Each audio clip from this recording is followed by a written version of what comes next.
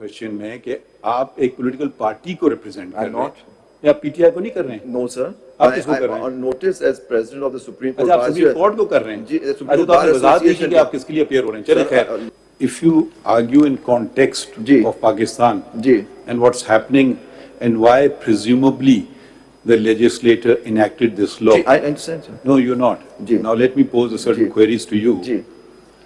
This they are giving a right of appeal. Now we're talking about the right of appeal under 184(3). My lord. Correct? Yes, my lord. अब 184(3) में जो हक दिया गया है appeal का, आपने बिल्कुल ये बात नहीं करेंगे कि 184 कैसे इस्तेमाल किया गया है। ठीक सर। ठीक है, या तो कहिए बिल्कुल सही इस्तेमाल हो रहा है, या कहिए बिल्कुल गलत हो रहा है, या कहिए कभी सही हो रहा है कभी गलत हो रहा है।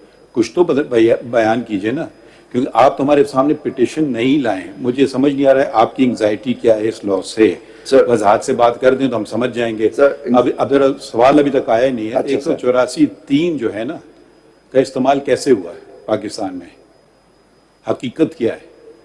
ह्यूमन राइट्स सेल, कोई रूल में उसका तस्करा है बताइए, है किसी कानून में उसका तस्करा है बताइए, है। अभी तो हम चले पार्लियामान को तो छोड़ दें, हमारे अपने रूल्स में उसका तस्करा है। अब 184(3) जहां तक हेबस कॉर्पस की बात है उसका तो रूल में तस्करा है, मगर जो दूसरे इख्तियारात इस्तेमाल किए गए हैं 184(3) के तहत, उनका रूलों में तस्करा था नहीं था, कैसे इस्तेमाल किया गया। और अगर आप कहते हैं कि रूल की भी ज़रूरत नहीं उधर, अब तो हम रूल से भी चले गए ना। 191 ये तो नहीं देता है इजाज़त के चीफ जस्टिस बना सकता है रूल, या ह्यूमन राइट्स सेल बना सकता है, या तो कहिए है। तो वहाँ तो आप अपनी आंखें बंद कर रहे हैं।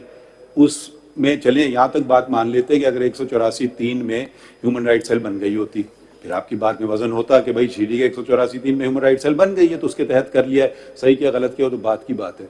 तो वो बातों को तो आप बिल्कुल नज़रअंदाज करना चाहते हैं कि 184(3) में, अब देखिए इससे पहले कि दुनिया हम पे उंगली उठाए, मैं अपने ऊपर उंगली रखता हूँ कि 184(3) का इख्तियार जो इस्तेमाल किया गया है, और हज़ारों केसेस में कुछ केसेस की नौयत थी कि बिल्कुल वो एक जनरल पब्लिक इंटरेस्ट के आप मैटर में आप ला सकते हैं उनको, कुछ थे बिल्कुल पर्सनल हो गए थे केसेस।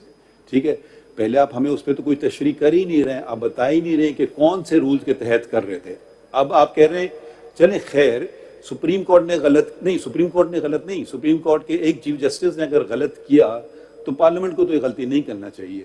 तो कम से कम वहाँ ज़्यादा वजन नहीं होगा कि वो तो कम से कम कानून के मुताबिक एक चीज़ करना चाह रहे हैं। यहाँ ये 184(3) का इख्तियार कैसे इस्तेमाल हुआ, भाई ये हकीकत है पाकिस्तान की। आप न्यू जर्सी ना जाइए, आप पाकिस्तान में रहिए और यहीं की बातें थोड़ी हम लोग कर लें। कैसे इख्तियार हुआ बता दें, ये आप बिल्कुल तरीक़ेकार सही था, फिर बात सही है। अगर आप कहते हैं नहीं था तो फिर आप उसकी रेमेडी, अगर एक गलती होगी फिर उसकी रेमेडी तलाश करना किसकी जिम्मेदारी है? सबसे बड़ी जिम्मेदारी इस अदालत की है, इसके बाद शायद पार्लियामेंट की पड़ती है। अगर हमने गलती की हमें दुरुस्त करना चाहिए, अगर पार्लियामेंट ने गलती की है तो पार्लियामेंट को दुरुस्त करना चाहिए। अगर हम अपनी गलती नहीं दुरुस्त करते हैं तो पार्लियामेंट क्या कर सकती है या नहीं। आप बस सिर्फ उस बात पे खड़े हुए हैं, मगर जितनी वो जो पाकिस्तान में जो कुछ हुआ है उसको वो नजरअंदाज करें, चाहे वो सुप्रीम कोर्ट प्राइस शुगर का तयन कर ले या कोई और बातों का कर ले। फिर वहां तो रूल्स बना लेते।